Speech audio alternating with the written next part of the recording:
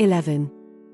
Thebans and the slaves returned in the wake of their guide to the garden, and he breathed in a pleasant wind that calmed his raging conscience, and he took a deep breath that filled his chest, and he considered the result of this journey a great success, but he was thinking of Princess Amunreeds and imagining her luminous face, her golden hair, her scarlet lips, and the emerald heart, the pendant on her sighing chest. Oh my God! He should refrain from demanding his price so that his heart and hers remain together. And he said to himself, she is the stepdaughter of bliss and love. She believes without a doubt that what is in this world is at the point of her finger, and she is bold and laughing, but it is a luxurious laugh that is not devoid of cruelty. She makes the ruler laugh and mocks a merchant. It is strange that when she turns 18, if I saw her tomorrow riding a horse with an arrow, I would not be surprised. Then he advised himself not to give in to thinking about it, and in order to follow his advice, he thought again about his success and praised the ruler Kanzar. He is a mighty, strong, and great ruler, but he has a good heart, and perhaps he was also very stupid, and his inclination for gold is as great as the common people of his people, and his stomach has digested many gifts of gold, pearls, emeralds, rubies, animals, and poor Zulu without a word of thanks. But it was this greed that opened the gates of Egypt for him, and reached the ruler's palace, and will soon end up with him at the palace of Pharaoh. Ahmose was walking close to him, so he heard him whispering in a voice that he could barely hear, saying, he was near, so he thought he was speaking to him, so he turned to him and found him looking at an old man carrying a basket of flowers and pacing in the garden with weak steps. The old man heard the voice calling him, so he looked around, searching with his weak vision for who was calling him. But Ahmose hugged him and turned him on his back. Thebans was astonished and looked at him questioningly. But the boy lowered his gaze and did not say a word. They reached the ship and boarded it, and found Leto waiting for them, his withered face showing great concern. Thebans smiled and said to him, we succeeded, thanks to the Lord Amun. Then the anchor was raised and the oars moved, and the young man approached him to tell him about the interview, until the conversation was interrupted by the sound of crying, so they turned to its source and saw Ahmose leaning against the wall of the ship, sobbing like a child. They were startled by the sight of him, and Thebans remembered what he had frowned upon about his behavior in the garden, so they approached him, followed by Leto. He put his hand on his shoulder and said to him, Ahmose, what makes you cry? But the boy did not answer him and did not understand anything he said, and gave himself up to crying in deep sadness that overcame him and caused him to lose consciousness. The two men became upset and surrounded him, and took him to the cabin and sat him between them. Thebans brought him a cup of water and said to him, what makes you cry, Ahmose? Do you know that old sheikh whom I called Sharif? Ahmose said, trembling from the heat of crying, how can I not know him? How do I not know him? He asked him strangely, who is he? Why are you crying this way? Sadness broke his silence, so he revealed what was on his chest, saying, oh, my lord Thebans, this palace that I entered as one of your servants is my father's palace. Astonishment appeared on the face of Thebans, and Leto looked at him with great interest, while the young man continued, saying while in a coma of intense sadness, this palace, which was usurped by Governor Kanzar, is the cradle of my childhood and the breeding ground of my youth. And between its high walls my miserable mother spent an era of youth and bliss in my father's care before she fell. The land is in the land of Egypt, and the sacred land of Thebes is set upon by the feet of the invaders. Who was your father, Ahmose? My father was the commander of the army of our king, the martyr Sekhemre. Leto said, Commander Bibi. Oh my God. Indeed, this is the palace of the valiant leader. Ahmose looked at Leto with astonishment and asked him, did you know my father, Mr. Leto? Is there anyone in our generation who does not know it? My heart tells me that you are one of the gentlemen who were displaced by the invasion. Leto remained silent, unwilling to lie to the son of Commander Bibi, and asked him, how did the life of the valiant leader end? He was martyred, sir, in the final defense of Thebes. As for my mother, I followed his will and fled with a group of gentlemen to the poor neighborhood where we live now. The ancient masters of Thebes were scattered, and some of them hid in rags and migrated to the fishermen's quarter, and our king's family took the sea to a place anonymous, and the temple of Amun closed its doors to its priests, cutting off the connection between them and the world. And the atmosphere was empty for white strangers with beards walking the land joyfully, and owning everything. Pig was the luckiest of the people, so the king married him to his sister, gave him my father's estate and palace, and appointed him as ruler of the south as a reward for what she had committed. His sinful hands. Leto asked him, what sin did the ruler commit? Ahmose stopped crying, and said in a tone of intense anger, his sinful hand killed our king Siknir. Thebans rose up like someone touched by a hot fire. He could not bear to sit down, so he rose up and stood up threateningly, with anger written on his face in a horrific way that struck terror in the hearts, while Leto looked away, his face sunken and out of breath. And Ahmose looked back and forth between them and finally found someone to share his intense emotions with, so he raised his head to the sky. He muttered, saying, "May the Lord bless this holy anger." The ship reached its port, and the sun was sinking into the Nile and the twilight was darkening the horizon. They went to Ibana's house and found the lady lighting her lamp. When she sensed their arrival, she turned to them with a welcoming smile on her mouth. Leto and Thebans came forward and bowed to her in reverence, and the sheikh said in a solemn voice, "May the Lord be good. Evening, widow of our great leader Bibi." Then the smile faded from her lips, and her pupils widened in astonishment and annoyance, and she looked at her son with a look of blame and reproach. She wanted to speak but he refused her, so her eyes filled with tears. Ahmose approached her and put her hand between his palms, and said to her tenderly, "Mother, do not be afraid and do not be sad, and you know what these two gentlemen have given me. What is beautiful, and know this, is that they are, as I thought, among the ancient masters of Thebes who were displaced by tyranny, and were consumed by the longing to cleanse the face of the homeland once again." Then the woman calmed down and extended her hand to them, and they looked at her with two faces that spoke of serenity and sincerity, and they all sat close together, and Thebans said, "Our great pride in sitting with the widow of our valiant leader Pipi, who died defending Thebes and joined his master in the noblest of ways, to his young, enthusiastic son, Ahmose." Our father said, "I am very happy that happy coincidences have brought to me two noble men from the Old Testament, so that we can remember together our old days and feel the same about our present. As for Ahmose, he is a young man of great enthusiasm worthy of his name. His father called him after the name Ahmose, the grandson of our king Siknir and the son of our king Ahmose. They were born on the same day. May God have a good evening wherever he is." Leto spread his palms in confidence in her words, and said honestly and sincerely, "May the Lord protect our friend Ahmose, and may his great name be preserved wherever he is." 12. Affection strengthened between the two merchants and Ibana's family, so they all lived as one family, separating only for the first third of the night. The two men learned that the fishermen's neighborhood was crowded with the disappeared gentlemen of Thebes merchants and the former owners of its estates and farms.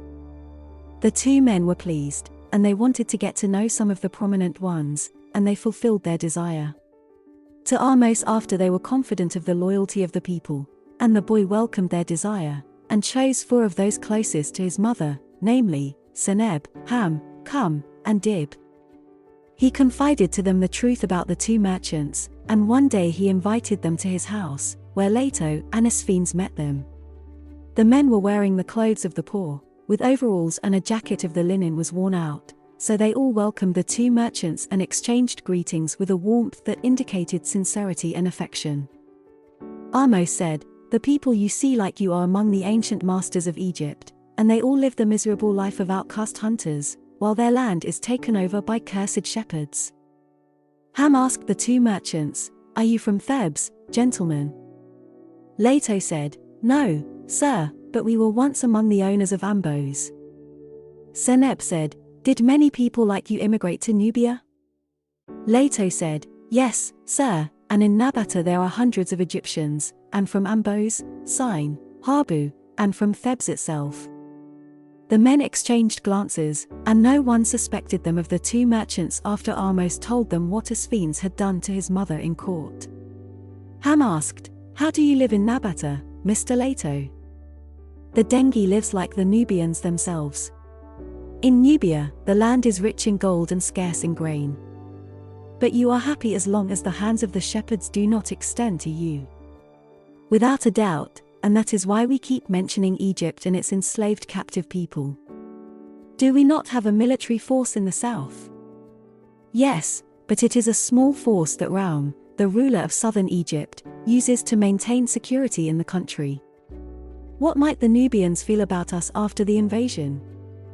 "The Nubians love us and accept our rule obediently, and therefore Raum does not face any difficulty in ruling the country with a small, negligible force, and if they were to break the stick of obedience, they would not find the force to discipline them." Dreams flashed into the men's eyes, and Ahmose told them how the two merchants were able to cross the border and visit the ruler, and how Asphenes would present Apophis with a gift on the day of the Victory Day celebration. Ham asked with resentment, "What do I do behind presenting your gift to Apophis?" Asphenes said, "To arouse his greed, so he would allow me to trade between Nubia and Egypt and exchange gold for grains." So the men remained silent, and Asphenes remained silent for a while, thinking. It seemed to him that he was taking a new step towards his project. He said with interest, "Listen to me, gentlemen. Our goal is not trade, and trade should not be the goal of people who came to you in the house of the widow of our great leader Pepe. But we hope that our convoy will reach Egypt and Nubia, and that we will seek the help of some of you as ostensibly workers and carry you to our brothers in the south. We will carry the gold to Egypt and return with grain and men, and perhaps we will repeat one day with men only." Everyone listened in astonishment mixed with joy, and their eyes shone with a flash of light, and our father shouted, saying, "Oh my God! What a beautiful voice that revives our lifeless hope!" Ham shouted, saying, "Oh my God, life is coming to the Thebans cemetery." Combe shouted, "O young man whose voice revives dead hearts, we have been living until now without hope or future, we are consumed by the misery of our present, and we find no escape from it except in remembering the glorious past and regretting it, and here you are, unveiling a brilliant future." Then Asphenes's heart was filled with hope, and he said in his beautiful, exciting voice, "It is of no use to cry, gentlemen, for the past is becoming obsolete and obsolete as long as you are content to bemoan it, and its glory will soon become near if you are committed to working for it. So do not be saddened by the fact that you are merchants today, for you are in the near future, you will become soldiers who will be cramped by the land and humiliated by the fortresses, but believe me, do you trust all of your brothers?" They said in one breath, "We have confidence in ourselves." "Aren't you afraid of the eyes? The shepherds are tyrants without minds, and they are confident of their strength to enslave us for 10 years, so they are not careful." Asphenes clapped his hands in joy and said, "Go to your loyal brothers and preach the new hope, and bring us together at all times so that we can exchange opinions and consultations and convey to them the message of the south, and if the safe Egyptians of Napata are angry, then you are more worthy of being angry." The men responded excitedly to his words, and Naguib said, "We are angry, noble young man. Our struggle will prove to you that we are angrier than the Nabata brothers." They greeted the two merchants and left, feeling a state of anger and agitation that could not subside, and the two men heard Ibana sighing and saying, "Oh my God! Who can tell us about the family of our martyr king, and in which corner of the earth is it?" Weeks passed, and Asphenes and his colleague, the sheikh, did not taste the taste of rest. They were meeting with the men of Thebes hidden in our father's house, and they were revealing to them the hopes of the Egyptian immigrants, instilling hope and life in their souls, and pouring into their resolve strength and execution. Until the entire fishermen's neighborhood was waiting anxiously for the hour in which they would be called. Asphenes to the pharaonic palace. The days continued until one day, one of the chamberlains of the governor of the south came to the Sayed neighborhood, asking about the caravan of the one called Asphenes. Then he handed him a letter from the governor authorizing him to enter the pharaonic palace at an hour he named on the day of the holiday. Many people saw the messenger and they rejoiced and filled with joy, and hope shone in their souls. That evening the caravan fell asleep, and Asphenes remained alone on the deck of the ship in the calm and majesty of the still night, bathed in moonlight and shining pearls and glowing pearls streaming down his noble face. Tenderness entered him, his heart was warmed by contentment, and his imagination pleased to vacillate between the recent past and the strange present. The hour of farewell was represented by Nabata, whom Tutakeri found, informing him that the spirit of Amun had inspired her to send him to Egypt. His father, Kamu, stood close to him, advising him with his poignant, loud voice. He mentioned his mother, Queen Ahmose, kissing his forehead, and his wife, Nefertari, as she gave him a farewell look through her wet eyelashes. A look of tenderness appeared in his eyes, like the light of the moon in its purity and vitality. And drops of the beauty pouring out between the sky and the water of the Nile penetrated his heart, and he was refreshed and intoxicated with divine wine. But a picture of light and splendor surreptitiously came to his imagination, and his body shivered, and he closed his eyelids as if escaping from it, and he whispered to himself resentfully, "Oh my God! I mention it more than I should, and I shouldn't mention it at all." 13. The day of the feast came, and Asfin stayed on the ship during the day. In the evening, he put on the best clothes he had, took off his robe, touched perfume, and departed from the ship, followed by his servants carrying an ivory chest and a howdah with drawn curtains. They walked on the road to the palace. The atmosphere was awake, filled with the beating of tambourines and the sound of songs, and the moon-illuminated paths crowded with groups of drunken soldiers. The singers, and the carriages of notables and nobles, crossed the road towards the pharaonic palace, led by servants carrying torches. A heavy depression took over the young man, and he said to himself sadly, "I am destined to participate with the people in their festival in which they commemorate the fall of Thebes and the killing of Siknir." He directed an angry look at the rushing soldiers, and mentioned a saying. The wise man Kakna said, "If soldiers become accustomed to drinking, their arms become weak and they become fit for fighting." Then he followed the stream of walkers until he approached the palace square, and his eyes saw its walls and windows, light upon light, and his vision became difficult for him and his heart beat violently, and a fragrant wind of childhood memories blew over his head. I found his heart sad and his soul lost, and he went on, his anguish increasing the further down the path from the cradle of childhood and the hotbed of boyhood. The young man approached one of the chamberlains and showed him a book of a pig. He looked at it carefully, then he called one of the guards and ordered him to lead the merchant and his caravan to the waiting place in the garden. The young man followed him and went behind him to one of the side corridors of the courtyard, because the middle corridor was crowded with invitees, the chamberlains, and the guards, and Isphines remembered the place well. It was as if he had left him yesterday for the last time, and when they reached the large colonnaded corridor leading to the garden, his heart sank and he bit his lower lip out of intense emotion. He mentioned how he used to play in this corridor with Nefertari, pulling his eyes until she hid herself behind one of the huge columns, and then he left. He finds the gang and works hard to search for it until he finds it. It seemed at the moment that he could hear the footsteps of her little feet, and hear the echo of her sweet laugh, and they were engraving their names on some of the pillars. I wonder if they have preserved traces of their names until now. He wished to ignore his guard and see the traces of the beautiful past, but the man was stepping forward, not feeling the melting heart within an arm's reach of him. So they reached the garden, and the guard pointed to a sofa and said to the young man, "Wait here until the messenger comes to you." The garden was illuminated by incandescent lamps, and the breeze was blowing from all around it with the scent of basil and the water of flowers. His eyes searched for the place where the statue of Siknir stood at the end of the grassy path that divided the garden in two halves, and in its place he found a new statue without a soul. It represented a large-bodied person with a large head, a curved nose, a long beard, and wide, protruding eyes. He had no doubt that he was in front of Apophis, the king of the shepherds, so he looked at him suspiciously, then he gave the guards a harsh look in which anger and rage raged, and everything in the palace and the garden was as it had always been. His eyes appeared to the summer room on a high plateau, surrounded by palm trees with their tall, graceful statures. He remembered its happy days, when the whole family would rush there in the summer and spring seasons, and his grandfather and father would be busy playing chess, and Nefertari would sit between Queen Ahmose and her grandmother, Queen Ahotep, while he Saturday in Totishuri's lap, and then the hours passed while they were busy with gentle tanning, reading poems, and eating ripe fruit.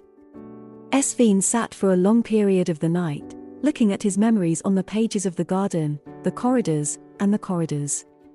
He did not get bored or panic, until the messenger came to him and asked him, "Are you ready?" He stood up and said, "I am fully prepared, sir." As he was about to return, he said, "Follow me."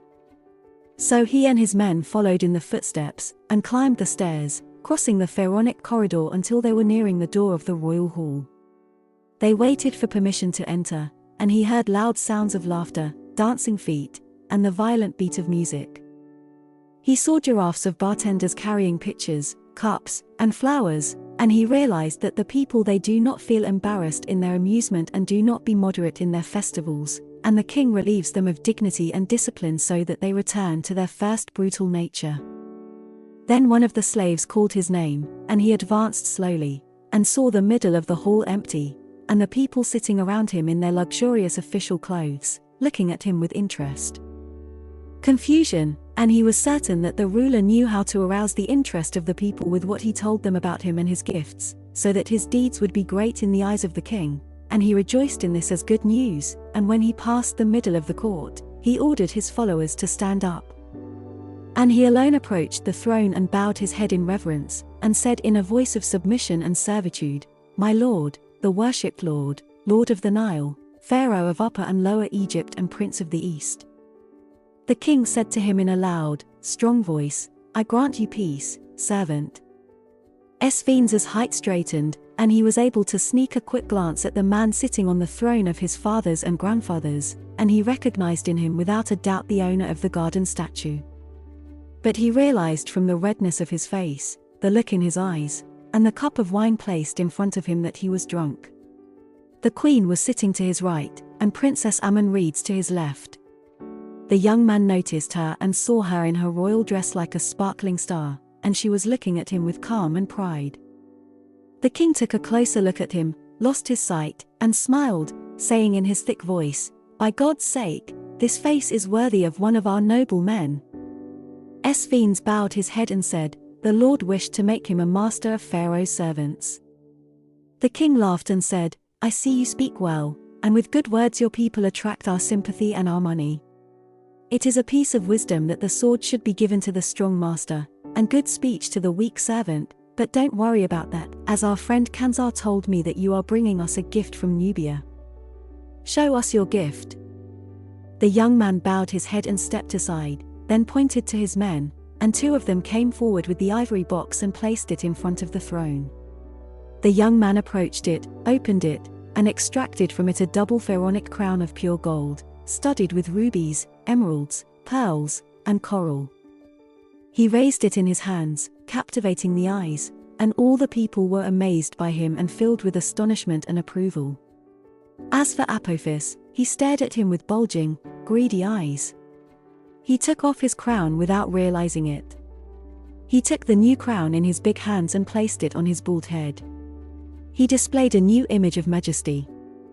The king was delighted and contentment appeared on his face. He said to the young man, "O merchant, your gift has been accepted." So Esveen bowed in reverence, and turned to his men and gave them a special gesture. They removed the curtain drawn over the howdah, and the three dwarfs were seen sitting close together. Their appearance aroused great astonishment in the souls of all the people. Most of them stood up, their necks turned white, and the merchant shouted to them to greet your lord Pharaoh, and the dwarfs jumped up. The three took one leap and became a line, then they approached the throne in steady, slow steps, and prostrated themselves before Pharaoh 3 times, and stood still, their faces not visible from anything. The king exclaimed, "O merchant, what could these creatures be?" "They are people, my lord, whose tribes live in the far reaches of southern Nubia, and they do not believe that the world includes peoples other than them. If they see one of us, their tongues are astonished and they call out in amazement. I raised these 3 well, and my lord will find them an example of obedience and servitude, and a kind of amusement and diversion." The king shook his big head, laughed his great laugh, and then said, He who claims all knowledge is ignorant, but you, young man, have brought joy to our hearts, and I grant you my satisfaction." Isvinus bowed his head, then turned back, and in the middle of the hall, a person blocked his path and grabbed his arm. Isvinus turned to the owner of the thick hand, and saw a man in luxurious military clothing, a handsome man with thick mustaches and puffy cheeks. His face showed blood congestion and a gleam of madness in his look. His eyes showed the intensity of his intoxication, and he greeted his lord and said, "My lord will undoubtedly be pleased to witness the valiant martial arts at national celebrations, as required by our sacred traditions, and I am saving for the holy soul of my lord a bloody duel that will please the spectators." The king said as he raised his cup to his thick lips, "How beautiful it is for the blood of the knights to be spilled on the floor of this hall to wash away the weariness that has fallen upon the souls. But who is the happy person whom you have honored with your enmity, O Commander Rock?" The drunk leader pointed to Isvinus and said, "This is my rival, my lord." The king was astonished, and many of the nobles were astonished. The king asked him, "How did this Nubian merchant become angry with you?" "He saved a peasant woman who dared to insult me from punishment by paying her 50 pieces of gold in her place." The king laughed his great, loud laugh, and asked the leader, "But would you be satisfied with your rival being a peasant?" "I see him, my lord, with a solid build and muscular. If his heart is not one of the hearts of birds, then I will overlook the lowliness of his species, out of pleasing to my lord and sharing in the joy of the Eid." But Governor Kanzar was not satisfied with the duel, and he looked at his brother, Judge Senmut, with a look of reproach, because he realized that he was the one who directed the commander to Isvinus without his appreciation of the situation, and he feared that a sword that had fallen on it would waste the precious treasures of Nuba. So he approached Commander Rock and said to him firmly, "No. You may scratch your medals by fighting a peasant merchant, Commander." Rock said, cutting off the ruler from his path, "If it is shameful for me to fight a peasant, then it is shameful for me to let a slave defy me without inflicting on him the punishment he deserves. When I saw Pharaoh granting this merchant his sympathy, I chose to do justice to him and give him an opportunity to defend himself." Those who heard what the leader said thought that it was right and just, and they sincerely hoped that the merchant would accept the fight so that they could witness the duel and complete their joy at the feast. Isvinus was suffering from extreme confusion and could not find a way out of it for himself. He could feel the people's eagerness to listen to his word, and he felt the look of challenge and contempt that the drunk and stubborn leader was directing towards him. The blood boils in his veins, then he mentions the advice of Tututuri and Leto, and how his killing of this rude leader may cause him to lose the fruits that are soon harvested from his hands, and deprive his family of the opportunity, so his blood runs cold and his resolve fails him. Oh my God! There is no way to retreat, and there is no way to escape. The leader will mock him, eyes will look at him with contempt, and he will leave the place with his chin down and heartbroken, but he will achieve his highest goal, and here he heard the leader say to him, "You have challenged me, peasant, so can you confront me?" Isvinus remained silent, feeling collapsed and helpless, and heard a voice saying, "Leave the young man, he does not know how to fight." And another voice said, "Leave the young man, for the knight fights with himself, not with his body." Then anger entered him, and he felt a hand placed on his shoulder and a voice telling him, "I am not a knight, nor shame on you if you apologize."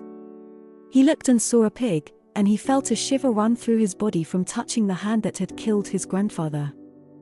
At that moment, the nun glanced toward the throne and saw Princess Amonrides looking at him with interest. He was overcome with anger and lost consciousness, so he said in an audible voice, "I thank the leader. When he comes down to fight me, I accept the hand he offers me." Joy spread throughout the souls, and the king laughed and drank another cup, and heads looked from all sides to the two rivals, and relief appeared on the face of the leader and he smiled a smile of healing and revenge. Then he asked Isvinus, "Did you fight with a sword?" He bowed his head to say yes, so he gave him a sword. Then Isvinus took off his cloak from his jacket and trousers, and his long, strong body seemed to attract the eye with its grace, moderate stature, and beauty of his face. He was given a shield, so he held the sword with his right hand, placed the shield on his left, and stood at an arm's length from the leader, like one of the statues that had been closed. On it are the doors of temples. The king gave permission for the fight, so each of them brandished his sword, and the angry commander began the attack, striking his opponent with a fatal blow that he thought was fatal, but the young man dodged it with amazing agility and it was lost in the air. The commander did not give him time, so he directed a blow to his head worse than the first with lightning speed, so the young man received it with his shield with a lightning movement. Voices of admiration rose from all parts of the lobby, and the leader realized that he was fighting a man who was good at stabbing, so he took caution and resumed the fight, following a new plan. They fought, clashed, separated, fought and fled, the leader in anger and violence, and the young man in amazing calm, and he was repelling his enemy's attacks with ease, and confidence. Every time he struck a blow with his wonderful skill, his enemy became more furious and mad, and everyone realized that Thebes was content with defense and would hardly attack unless he wanted to spoil a plan or miss a strike with his attack. His art was evident, and he excelled over his opponent in agility and skill to a degree that ignited the enthusiasm of the people who were forgotten by the pleasure of fighting and the differences. Then Rock went crazy, and continued his attacks on him with intensity and violence, not faltering or relenting. He aimed blow after blow at him, so he repelled with his shield what he blocked, and avoided with his art what he avoided, and remained sound and reassured, with boundless confidence, not angry or taken, as if he were an impregnable fortress. Despair began to seize the angry leader, and he felt the accuracy of his position and the intensity of his embarrassment, and despair prompted him to venture out, so he raised his arm with the sword, and gathered all the strength and determination he was given to strike the deadly blow, and he was reassured of his enemy's plan, which was limited to defense, so he only directed at the grip of his sword struck him with a brilliant blow, and the point of the sword cut his palm, and his hand trembled, so the young man struck the sword another blow that knocked him away, so he fell close to the throne of Pharaoh, and Rook remained defenseless, with blood dripping from his hand, not stopping from his anger, so the people roared with joy, marveling at the bravery of the merchant and the beauty of his forgiveness. Then the commander shouted at him, "Why are you so slow in finishing me off, peasant?" Thebes said calmly, "I have no reasons to do that." So the commander cocked his eyebrows and bowed to the king in greeting, then he turned on his heels and left the hall, and the king's laughter rose for a long time until his entire body was shaken by it. Then he pointed to Thebes, and the young man gave his sword and shield to one of the courtiers, and he approached the throne and bowed to the king, and said to him, "Your fighting is no less strange than your dwarfs. How did you learn to fight?" "O worshipped king, in Nubia, a merchant does not feel safe over his caravan if he does not know how to defend himself and his companions." The king said, "What a country! We were strong fighters, both men and women, when we roamed the outskirts of the cold northern desert. When the palaces embraced us and we moved around in the shade of luxury and bliss, and we drank alcohol instead of water, we had peace, and I saw one of the commanders of my army being defeated in his fight with a peasant merchant." The king was speaking with a cheerful face and a laughing mouth. Then Governor Kanzar approached his throne and bowed to him in greeting and said, "My lord, this young man is valiant and sure of safety." Pharaoh shook his drunken head and said, "You are right, pig. The fight was fair and honorable, and I grant him safety." The ruler saw the opportunity and said, "My lord, this young man is ready to perform the greatest services to the throne, by carrying to him the amazing treasures of Nubia in exchange for the grains he brings back from Egypt." The king looked carefully at the ruler and mentioned the crown that crowned his head. He said without hesitation, "We have given him permission to do so." Kanzar bowed in thanks, and Thebes prostrated himself before Pharaoh, and extended his hand to grab the hem of his royal robe. Then he stood in reverence, resisting the desire to look to the left of the throne. He turned back until he was hidden from the door of the great hall. He was pleased and delighted, but he was asking himself, "You see what?" Leto says if he knew the story of the duel. Thebes and the slaves reached the ship after midnight, and they found Leto awake and waiting. He approached the young man anxiously, eager to hear news of him. Thebes told him the success and troubles he had encountered in the palace. Leto said, Let us thank the Lord Amun for the success he has given us, but I will be betraying my duty if I do not. I will be honest with you that you made a big mistake by surrendering to anger and pride, and you should not have exposed our high hopes to the risk of collapsing for the sake of a revolution of anger. Would it not have been possible for the leader to prevail over you? Or was it not expected that the king would brutalize you? You must always remember that we are slaves here and they are masters, and that we are students of virtue who are its companions and relatives. Let it be your leader to pretend to be thankful and loyal to them, and at their head is that ruler who dealt your great-grandfather and all of Egypt the final blow. Do this for the sake of Egypt, and for the sake of those we left behind in Nabat fear and hope. The man could not control himself and burst into tears. Then he went to his room and prayed a fervent prayer. The next morning, they went to Mrs. Abana's hut, as they had promised their friends before. They were met by the lady, her son Ahmose, and some friends, including Seneb, Ham, Dib, and Kum. They were all anxious and eager to hear the news. Ham said to them, "Our hearts are anxious, tormented by fear, and inflamed by hope, and he has left us. Behind us in the nearby huts are hundreds of friends who had not slept the night before." Esphines smiled sweetly and said, "Rejoice, my friends. The king has given us permission to trade between Egypt and Nubia." The people looked at their faces, and their eyes sparkled with the light of hope, and Leto said firmly, "The time for work has come, so do not waste your time, and know that the road is long, so we must carry as many men as we can. Do not hesitate to entice the public to participate in our journey, and wish them abundant profits without telling them frankly. In fact, until we reach our goal beyond the borders, we will find them without a doubt loyal, as we have seen with the men of Thebes and all of Egypt. Come on, all of you, and pack your bags."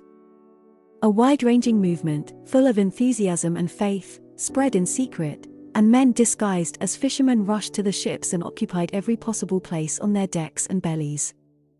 Then Esphines faced a difficult problem, which was deporting women and children, and occupying them in places where men and young men were more deserving, or leaving them alone, as this would be painful for them and their families. The young man decided to raise the issue, so he consulted his closest friends about it, and the back and forth went on for a long time, until Ahmose ibn Bana came to his senses and said, "Mr. Esphines, we are in need of a large army of men. It is not permissible for women to delay the recruitment of this great army, and what harm would it do for them to remain in Thebes until we return to them victorious? It is more ardent for us to fight while our women are in the country, than to leave them behind us in Nubia, and if this opinion is painful for us, then let each of us pay our share of the price of pain and ransom for the sake of our highest goal." She was greatly affected by our father, so she said, "What a wise opinion, our place is here, and we will share the good fortune of the people of Thebes, if death then death, if life then life." No one hesitated to accept, and the women were satisfied with the separation of their husbands and children, and southern Thebes was melting from the heat of farewell, the shedding of tears, and the excitement of prayers and hopes. Esphines was not at rest during those few days, filled with great deeds and silent sacrifices. He received men, visited families, and organized the departed. In addition to this, he comforted himself with hopes, mentioned the present and the future, and treated with patience the outbursts of anger and the desire for revenge. For this and that, he suppressed longings that burned within him. His heart is overwhelmed by the gnawing feelings that have begun to eat away at his chest and liver, and he is distressed by the causes of hatred and the forces of love that are plaguing him within himself. He worked hard and endured in the few days, and he struggled hard and was patient. 14. Finally, the governor of the south gave Esphines permission to leave, and gave him permission to cross the border at any time he wished. The caravan raised its anchors and set sail with the humid dawn. Esphines, Leto, and Ahmose ibn Bana were sitting in the first cabin of the ship, with longing and nostalgia in their hearts, and in Ahmose's eyes were tears, the last thing he said goodbye to his mother, and Esphines was immersed in his dreams, and he mentioned Thebes and the people of Thebes, Thebes, the greatest city on earth, the city with 100 gates, and the obelisks that push against Orion, and the enormous temples and the olfactory palaces, and the long avenues and great squares. And the markets that do not calm down and do not calm during the night and the ends of the day, Thebes. The glorious Thebes of Amun, whose gates were decreed to be closed without worship for 10 years of captivity. Thebes, which were finally ruled by savages, from which the council of ministers, the judges, the pimps, and the nobles sat and enslaved its people. Eternity immersed their faces in the wealth of those who had yesterday been their slaves. The young man sighed from an afflicted heart, then mentioned the men sitting in the bellies of his ships were motivated by one hope, and driven to horrors by a love for Egypt, passed down generation after generation. How much they suffer from the pain of separation from those they left behind in the hands of their enemies, including wives, daughters, and children. It was as if they were all this brave boy, Ahmose, who suppressed his longings and concealed his nostalgia, and it appeared on his face. Determination and strength. Then a brilliant image floated through his mind in the crowd of memories, so he lowered his gaze to hide his eyes from the keen-eyed Leto. If the man had known what he was thinking, he would have become angry again, and it would have been too much for him to occupy his heart with the daughter of Satan, as he called her the first time. He wondered to himself how she hovered around her image. How do you keep leaning toward it? He wonders in bewilderment, can love and hate come together for one thing? A sad look appeared in his eyes, and he said to himself, no matter what my situation is, I will never set eyes on her again, so there is no need to worry. Is there anything in this world that is too precious to forget? Leto interrupted his dreams, saying in a worried tone, look to the north. I see a caravan coming in a hurry. The two young men looked back and saw a convoy of 5 ships speeding through the water. The eyes could not see who was in it, but they began to approach quickly and make out its parts. Esveen saw a man standing at the front of the convoy, recognized him, and said with concern, this leader is a rook. Leto's face sank, and he said, becoming more and more disturbed, do you think he wants to follow us? The other did not know how to answer him, and they watched the convoy with interest and caution, and Leto had some fears and said angrily, is this fool coming to hinder our path? Isfines realized that he had not yet been freed from the consequences of his mistake, and that danger was about to befall his convoy, and it was close to safety. He directed his sight towards Raka's convoy and saw it approaching quickly until it passed some of the ships of his convoy. He saw 5 warships on their decks, with platoons of guard soldiers standing on their decks, but they did not come. For good, no doubt. Then the command ship headed towards his ship and aligned with it. He saw the commander staring at him with a harsh look, and heard him shouting at him in his thick voice, stop and drop your anchors. The ships changed their direction to surround the convoy, so Isfines ordered his sailors to stop rowing and drop anchors, and they complied with what they were ordered, and they were overcome with fear and saw the shepherds' ships carrying weapons to the complaining soldiers as if they were preparing for a war battle. Esfines' anxiety increased, and he feared that the spiteful leader would harm his convoy and ruin the hope of his people. All of them, and he said to his companion, if this man wants my head, then there is no harm in me being the first to fight the new struggle, and if you die, Leto, all you have to do is resume the march, without being able to get angry with yourself, thus destroying the hopes of all of us. So the old man squeezed his hand, and the world turned black in his eyes, and Esfines continued, saying firmly, I advise you, Leto, as you advised me yesterday to avoid unwise anger. Let me pay the price for my mistake. If you return to my father tomorrow and console him for my death and congratulate him on the Egyptian soldiers you carried to him, it would be better than returning me to him when we have lost our hope forever. He heard Commander Rak shouting at him, saying, come out to the middle of the ship, peasant. So the young man grabbed Leto's hand and went on with steady feet. The captain, who was standing on the deck of his ship, said to him, you have overthrown my sword, you infatuated slave, while I am drunk and reeling, and here I am waiting for you, with my heart steady and my forearms not trembling. He realized that the commander was of a vengeful nature, and that he wanted to fight him to wash away the shame he had suffered from him. He said to him calmly, and he felt some reassurance about his convoy, do you want to do it again, commander? He said rudely, yes, servant, and I will kill you with my own hands this time, the worst of killers. Thebans asked him calmly, I am not afraid of your fight, but will you promise that no harm will befall my caravan, whatever the outcome of the duel? The leader said with contempt, I will leave the caravan out of respect for the will of my lord, so it will travel without your body. Where do you want to fight? On board my ship. The young man did not say a word. He jumped into a boat and rowed with his strong forearms until he reached the commander's ship. Then he climbed the ladder to its deck and stood face to face with his enemy. The commander gave him a harsh look, angered by the calm, stability, and disdain on his beautiful face. He pointed to one of the soldiers and gave.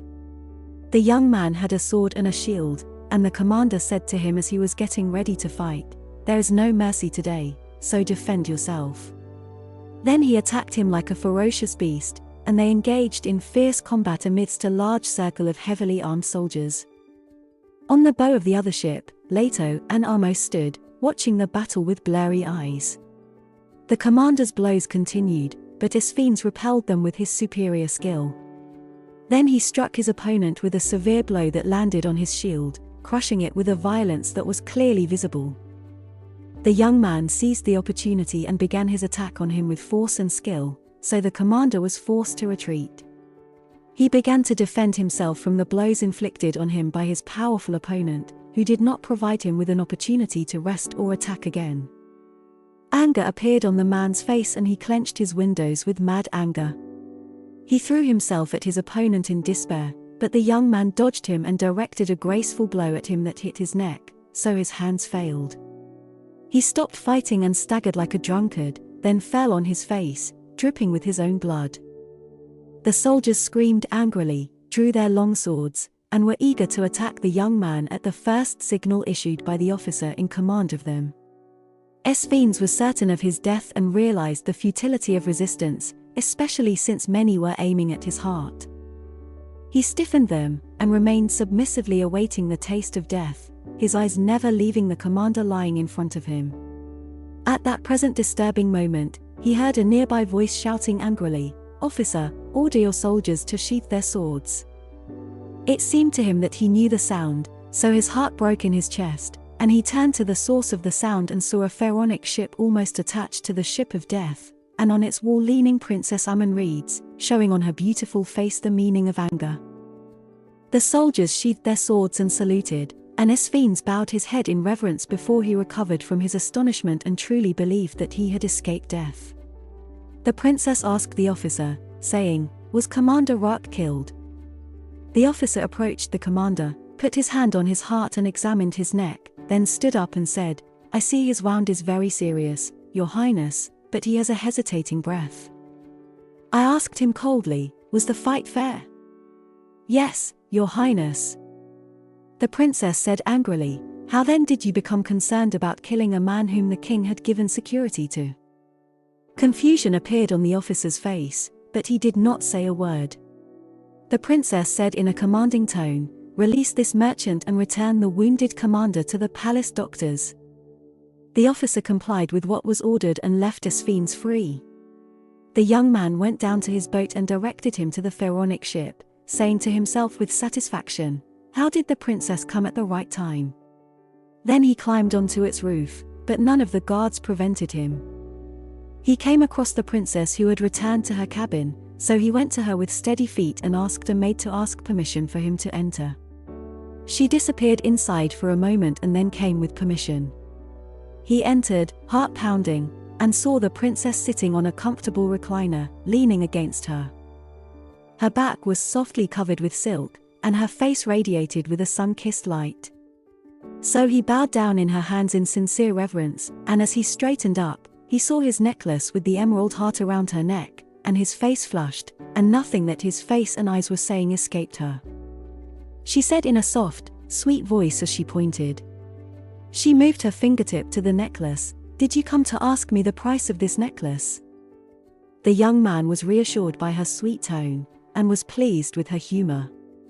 He said sincerely, Rather, Your Highness, I have come to sincerely thank Your Highness for the blessing you have given me of life, which I will remain indebted to you as long as I live.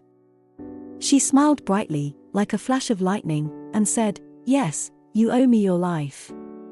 Do not be surprised when I say this, for I am not one of those who take hypocrisy by feigning lies and humility. This morning I learned that the commander sailed with a small fleet to attack your convoy, so I joined him on the ship and witnessed part of your fight, then I intervened at the appropriate time to save your life. Then this manna fell from his heart where water from the plain, and he saw in the look of her sleepy eyes and what she declared of her desire to save his life, which made him intoxicated with the wine of happiness, and he asked her, "Do I hope that my lady will be frank with me, with the hatred I know in her of hypocrisy and pretense?" The reason that made her frown? "She's tired of saving my life," she said in a relaxed manner, as if she was mocking what he thought had embarrassed her. "I want you to owe me your life. It is a religion that makes me happy and does not make me poor." So she raised her blue eyes to him until he felt that he was about to stagger and fall at her feet, and said, "What a hypocritical liar you are. Are these words that a debtor says to his creditor while he has his back on a journey from which there is no return?" "No, my lady, but a trip has a date soon," she said as if she were talking to herself. "I am asking myself, what might I benefit from this religion?" His heart sank, and he looked at the blue of her eyes and saw a look of surrender and tenderness that was sweeter than the life she had given him, and he felt that the air between them swelled with deep heat with a magic that attracted their souls to meet and mingle, so he lost his heart and fell at her feet. Then she asked him, as strands of golden hair fell over her pale forehead and ears, "Will he be gone for a long time?" He said while sighing, "A month, my lady." A look of sadness appeared in her eyes and she said, "But you plan to come back, don't you?"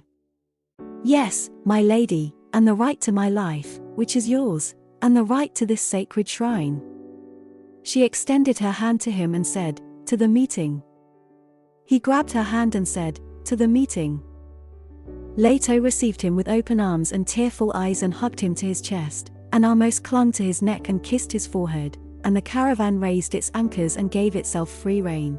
And they stood bidding farewell to the princess's ship with their eyes on it as it went into the north and they went into the south, until their sight receded from it and it was dull. They returned to the cabin and took their seats as if nothing had happened. Isfanis began to explain himself by seeing the villages and their strong, brass-bodied men, but his heart was pulling him to the cabin. Is there any doubt in Leto? Leto is a generous man whose heart has grown old and has renounced everything except his love for Egypt. He himself is not free of worries and does not know whether he is right or wrong, but who among human beings can achieve his goal as it was destined for him before, without taking into account what he finds of the things he finds. Perhaps a person heading to a mountain finds himself descending into a deep valley, and perhaps a person intending to hunt a rosh has an ability who finds the hunt, attacking him and pursuing him. 15. The caravan crossed the borders of Egypt in peace, and its men prayed to the Lord among a fervent prayer, and thanked their Lord for the means of salvation he had provided for them, and called upon him to bring their hopes closer to them and protect their women from all harm. The caravan ascended the river for days and nights until it docked at a small island for rest and recreation.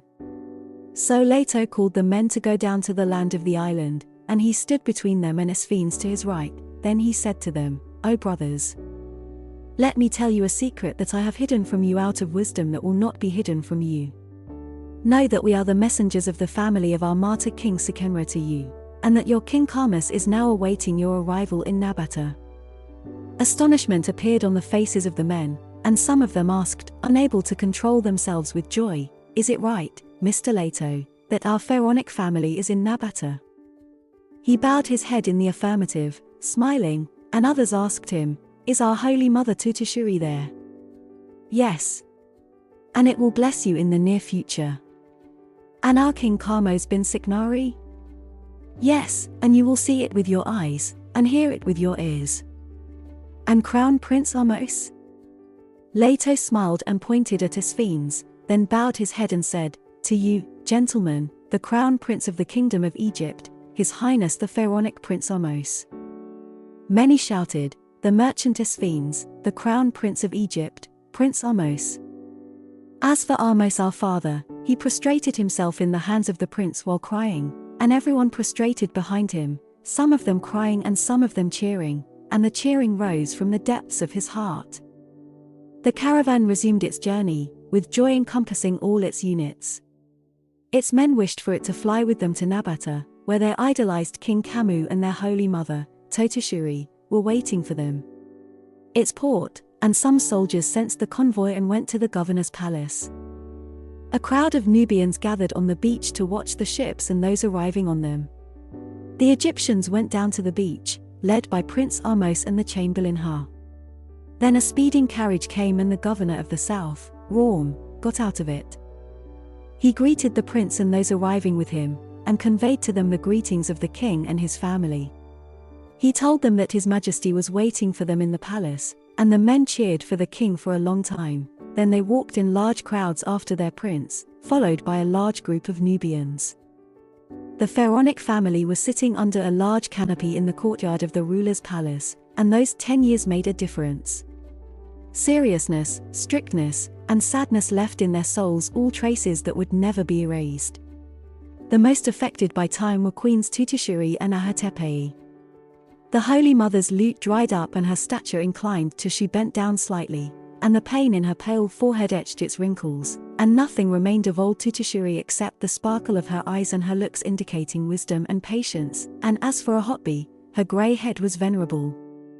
And a tinge of sadness and frown appeared on her beautiful face. When the people saw their king, they prostrated before him. Then Ahmose came forward from his father and kissed the hand of his mother, Queen Stikamus, and his grandmother, Ahatep and Tutishuri. He kissed the forehead of his wife, Princess Nefertari, and then addressed his sermon to the king, saying, "My lord, Amun has pledged our work to be successful. To your majesty, I present the 1st Battalion of the Salvation Army." Joy flashed across the king's face, and he stood up and raised the scepter in greeting to his people. They cheered for him for a long time, then they came to him, kissing his hand, man by man. Then Ahmose said to them, "May God bless you, you brave Thebans, who divided oppression between us and them," and he decreed that they should suffer eclipse, just as he decreed against us. To taste the bitterness of estrangement for 10 full years, but I see you as men who reject injustice and prefer the hardship of estrangement and the fatigue of struggle rather than contentment with safety in the shadow of humiliation, as I have always promised you and as my father promised you before. So you have come to attach my wings after they were torn or almost torn, and you strengthen my heart, which has been shaken by the cruelty of time. And it was from the mercy of the Lord Amun that the purest of us in heart and the greatest of hope among us came to Mother Tutishuri in a dream, and commanded her to send my son Ahmose to the land of our fathers and grandfathers to bring the soldiers who would rid Egypt of its enemy and its humiliation. So I sent my son as the Lord commanded, and he brought you. Welcome to the soldiers of Egypt and the soldiers of Ahmose, and he will come. Tomorrow others, let us be patient and get back to work. Let our slogan be struggle, our hope be Egypt, and our faith be Amun. They all shouted as one man, Ul Kaifa, Egypt, and Amun. Then Tutishuri rose to her feet and advanced forward, leaning on her scepter. Then she said to the men in a strong, sound voice, "O sons of glorious, sad Thebes, accept the greetings of your great mother, and let me present to you a gift that I made with my own hands, so that we may all work under her shadow." She pointed to one of the soldiers with her scepter, so he approached the men and presented to them a large flag bearing the image of the temple of Amun surrounded by the Theban wall with its 100 gates. The hands embraced it with enthusiasm, and they prayed fervently for their mother and cheered for her and the glorious Thebes.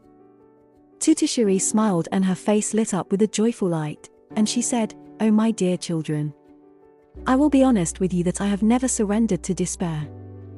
On the day of farewell, Saikanre advised us to beware of despair, and I still pray to the Lord to extend my life until I see Thebes once again, with our flags flying over its palace, and sitting on its throne as the pharaoh of Upper and Lower Egypt, and today I have become closer to my hope after your young men joined me."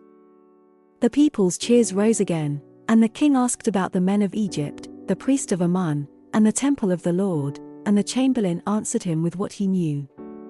Then he presented Prince Ahmose to his father, Ahmose bin Ibana, the son of the leader Pipi. The king welcomed him and said to him, "I hope that you will be for me as your father was for my father as a leader." Valiant, he lived for his duty and died for it. Then the king invited the arrivals to a luncheon, and they ate happily and drank well. Then they all went away thinking about the near future and the distant tomorrow, and Nabata became, for the first time in 10 years, happy and hopeful, full of hope in her heart.